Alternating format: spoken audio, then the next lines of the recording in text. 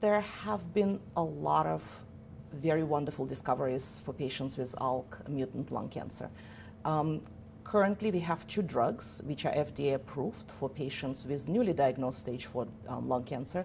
One drug we already discussed, which is crizotinib, and the second drug that currently holds approval is ceritinib. Ceritinib received its approval based on a study that's called ASCENT-4. ASCENT-4 is very similar to Profile 1014, which we just discussed.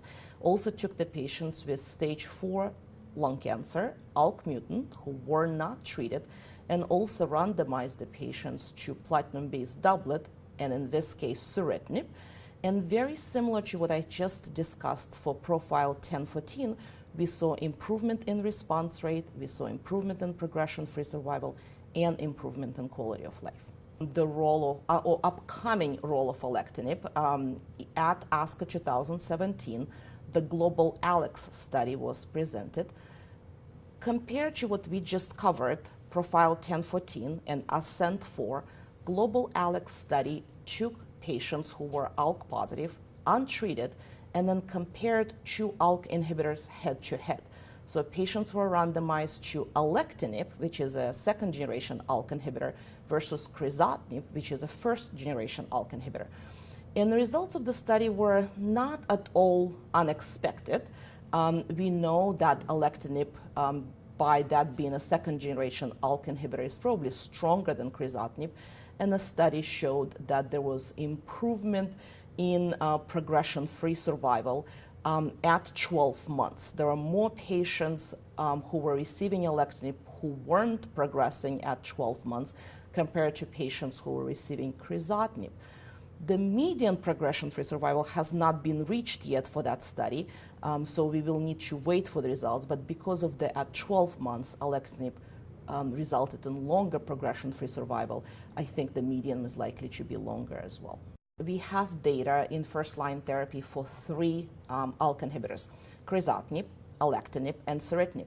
If one looks at NCCN guidelines, all 3 ALK inhibitors are appropriate to use for patients with newly diagnosed lung cancer. My personal choice is alectinib, based on the results of the ALEX data. So there is a trial looking at brigatinib versus crizotinib, first line, very similar to the ALEX study. It's going to be not alectinib versus crizotinib, but brigatinib versus crizotinib. The trial name is ALTA-1L. The study has, I believe, finished their accrual, but we do not have any results yet. I'm not aware of any direct head-to-head comparison trials of ceritinib versus crizotinib. We can't really use any stratifications without having head-to-head data. Those ALK inhibitors differ. They differ by side effect profile. Ceritinib causes more stomach toxicity, more diarrhea, more nausea. Alectinib causes more muscle cramps.